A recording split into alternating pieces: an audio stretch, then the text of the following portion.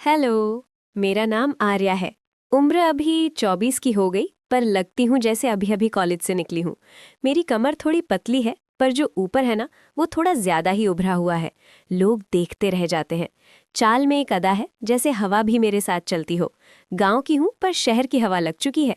आज अपनी जिंदगी की वो बात बताने जा रही हूँ जो ना तो पूरी तरह साफ है, न गंदी, बस बीच का रास्ता। सुनो तो जरा, धीरे धीरे, जैसे चाय की चुस्की लेते हो। हमारे गांव में एक पुराना पीपल का पेड़ है। उसके नीचे बनी चौकी पर शाम को सब इकट्ठा होते हैं। उस दिन मैं भी वहां थी। मेरे साथ मेरी सहेली तन्वी थी, जो मेरे से 2 साल छोटी है, पर बातें ऐसी करती है जैसे 100 साल की हो। हम दोनों चाय पी रहे थे, उसी में गुड़ की मिठास थी। पास में बैठा था चाचा का लड़का, नाम है लकी। लकी की नज़रें मेरे दुपट्टे के ऊपर से होती हुई मेरी गर्दन पर अटक गई थी। मैं जानती थी, पर अनजान बनी रही। तन्वी ने धीरे से मेरे कान में कहा, देख आर्या, लकी आज फिर तुझे घूर रहा है। मैंने हंसते हुए कहा, अरे घूरने दे, नजरें फूटेंगी तो नहीं लगवाएगा। चाय खत्म हुई तो सब उठने लगे। मैं भी उठी। दुपट्टा सरका था, मैंने ठीक किया। लकी ने कहा, आर्या दीदी, जरा चौकी पर से ये गिलास उठा देना। मैंने झुककर गिलास उठाया। मेरी चूड़ी घनकी। लकी की आंखें मेरे कंधे पर थीं। मैंने सोचा, चलो थोड़ा मजा लेते हैं। मैंने गिलास उसके हाथ में रखते हुए कहा, लो अब तुम्हारी बारी है धोने की। वो हंसा, पर हंसी में कुछ और था। मैं घर की तरफ चल दी, तन्वी मेरे पीछे पीछे। रास्ते में उसने कहा, तू तो बिल्कुल फिल्मी हो गई है। मैंने कहा, अरे फिल्मी नहीं, बस जिंदगी को मज़ेदार बनाना आ गया है। घर पहुंचकर मैंने सोचा, आज कुछ अलग करना है। मैंने अपनी अलमारी खोली, उसमें से एक पुरानी साड़ी निकाली, लाल रंग की बॉर्डर पर सोने का काम। मैंने उसे पहना, आंचल को थोड़ा ढीला छोड़ा। आईने में देखा तो लगा जैसे कोई और ही खड़ी है।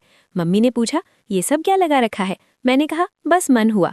शाम को फिर चौकी पर जाना था। आज वहाँ पंचायत थी। गांव के सरपंच का लड़का, नाम है कबीर, शहर से आया था।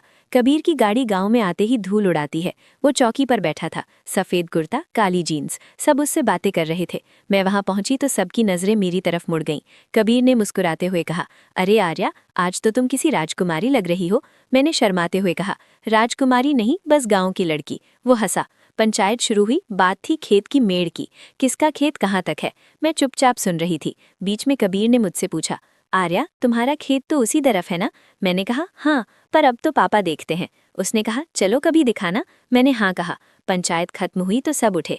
कबीर ने कहा, आर्या, जरा गाड़ी तक छोड़ देना। मैंने सोचा, चलो थोड़ा और मज़ा। गाड़ी तक जाते हुए उसने कहा, तुम्हारी साड़ी बहुत अच्छी है। मैंने कहा, पुरानी है। उसने कहा, पुरानी चीज़ों में भी जान होती है। मैंने हंसते हुए कहा, जान तो आप में भी है। वो रुक गया। अंधेरे में उसकी आंखें चमक रही थी। उसने कहा, आर्या, तुम कुछ अलग हो। मैंने कहा, अलग तो सब है।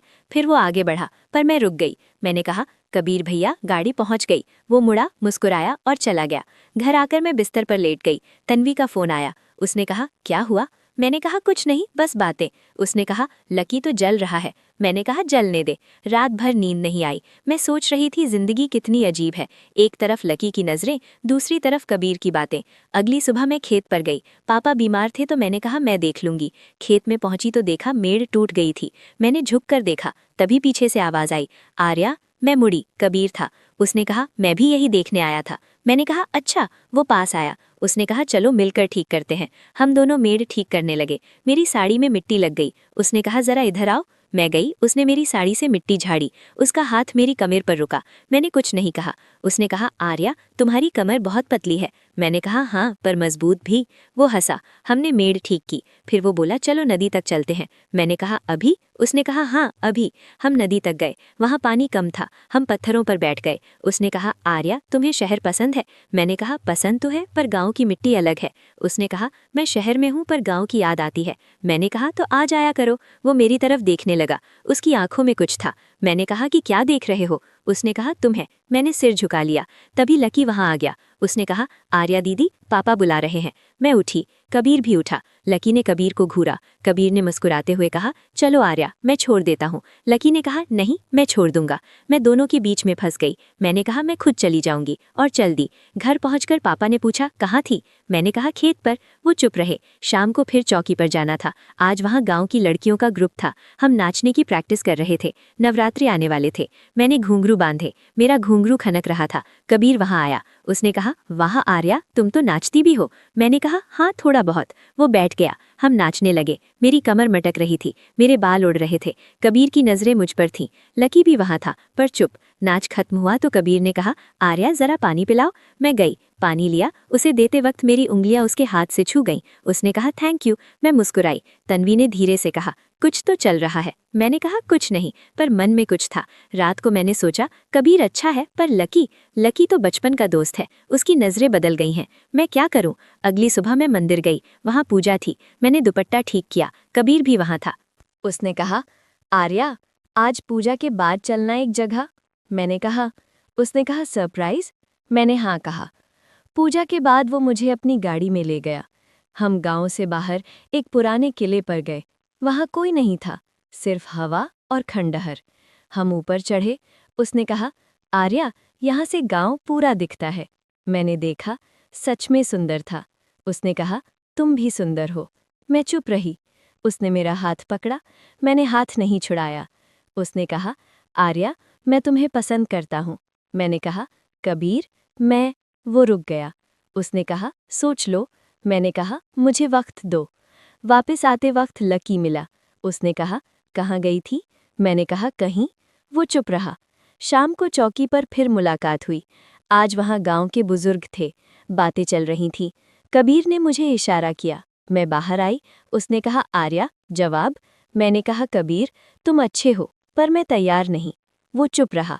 फिर बोला, कोई बात नहीं, और चला गया। उसके बाद लकी आया। उसने कहा, आर्या दीदी, मैं तुम्हें पसंद करता हूँ। मैंने कहा, लकी, तुम मेरे छोटे भाई जैसे हो। वो चुप रहा। फिर बोला, कोई बात नहीं, और चला गया। नवरात्रि खत्म हुई। गांव फिर शांत हो गया। मैं चौकी पर बैठी थी। तन्वी आई। उसने कहा, क्या हुआ? मैंने कहा, कुछ नहीं, बस जिंदगी। उसने कहा, तूने दोनों को मना कर दिया? मैंने कहा, हाँ, क्योंकि मैं किसी को नहीं चाहती, मैं खुद को चाहती हूँ। उसके बाद मैंने अपना छोटा सा बिजनेस शुरू किया। गांव में सिलाई का काम लड़कियों को सिखाने लगी। कबीर कभी कभी आता, पर अब दोस्त की तरह। लकी भी। मेरी जिंदगी अब मेरी थी, ना किसी की नज़रों की गुलाम, ना किसी के प्यार की मोहताज। और हाँ, कभी कभी मैं उस लाल साड़ी को पहनती हूँ, आईने के सामने खड़ी होकर मुस्कुराती हूँ, क्योंकि मैं आर्या हूँ, ना राजकुमारी, ना गांव की साधारण लड़की, बस आर्या। मैंने लिफाफा खोला। अंदर सिर्फ एक कागज था। उस पर मेरी ही लिखावट में, आर्या, अगर ये पढ़ रही हो तो याद रखना, तूने ये कहानी खुद लिखी है। हर शब्द, हर सांस, लकी, कबीर, तन्वी, सब तेरे दिमाग के किरदार। गाओ, वो भी नहीं। तू 3 साल से कोमा में है, कार एक्सीडेंट। डॉक्टर कहते हैं आज तुझे मशीन से हटाएंगे। अगर जागना चाहती है तो आंखें बंद कर और जाग बोल। मैंने आंखें बंद की, मुंह खोला, बोली, जाग। अंधेरा टूटा। पीप बीप की आवाज, सफेद छत, मम्मी रो रही थीं। डॉक्टर बोले, चमत्कार, वो जाग गई। और मैं सच में आर्या थी, पर अब बिना गांव के, बिना साड़ी के, बिना किसी के, बस जागी हुई। अस्पताल की उस सफेद छत को देखते हुए मेरी आंखों में पानी भर आया। वो गांव, वो पुराना पीपल का पेड़, लकी की शरारती नज़रें और कबीर का वो शहरी अंदाज, सब कुछ एक झटके में धुंधला हो गया। कोमा के उन 3 सालों में मैंने एक पूरी जिंदगी जी ली थी, लेकिन हकीकत ये थी कि मेरा शरीर एक बिस्तर पर बेजान पड़ा था। मम्मी ने जब मेरा हाथ थामकर जोर जोर से रोना शुरू किया, तब मुझे एहसास हुआ कि असली आर्या को अभी बहुत लंबा सफ़र तय करना है। डॉक्टर इसे चमत्कार कह रहे थे, पर मेरे लिए ये अपनी ही बनाई हुई दुनिया को पीछे छोड़कर एक टूटी हुई वास्तविकता को स्वीकार करने जैसा था। शुरुआती दिन बहुत कठिन थे। मेरा शरीर इतना कमज़ोर हो गया था कि उंगलियां हिलाना भी एक पहाड़ चढ़ने जैसा लगता। फिजियोथेरेपी के दौरान जब दर्द होता तो मेरा मन फिर से उसी काल्पनिक नदी के किनारे भाग जाना चाहता, जहां कबीर के साथ बैठकर मैंने सुकून के पल बिताए थे। पर अब वहां कोई कबीर नहीं था, सिर्फ मशीनों का शोर और दवाइयों की गंध थी। मैंने महसूस किया कि जिस आत्मनिर्भर आर्या का सपना मैंने कोमा में देखा था, उसे अब इस सच की ज़मीन पर उतारने का वक्त आ गया है। मैंने धीरे धीरे चलना सीखा, शब्दों को फिर से जोड़ना सीखा, और सबसे ज़रूरी, उस हादसे के डर से बाहर निकलना सीखा जिसने मुझे 3 साल तक खामोश रखा था। आज जब मैं आईने के सामने खड़ी होती हूँ तो वो लाल साड़ी वाली आर्या तो नहीं दिखती, पर उसकी आंखों में वही चमक है। मैंने अपनी सिलाई और डिज़ाइनिंग के उसी हुनर को असलियत में बदलने का फैसला किया जिसे मैंने सपने में जिया था। गांव और चौकी भले ही काल्पनिक थी, पर उन किरदारों ने मुझे सिखाया कि मैं किसी की दीदी या राजकुमारी बनने से पहले खुद की मालिक हूँ। अस्पताल से घर लौटते वक्त जब ताज़ी हवा मेरे चेहरे से टकराई तो मैंने मुस्कुराकर सोचा, भले ही वो सब एक दिमागी किरदार थे, पर जागने की हिम्मत भी मुझे उन्हीं से मिली। अब मैं किसी ख्याली कहानी का हिस्सा नहीं, बल्कि अपनी हकीकत की लेखिका हूँ। पूरा वीडियो देखने के लिए एरो पर क्लिक करें और हमारे YouTube चैनल को सब्सक्राइब करना ना भूलें।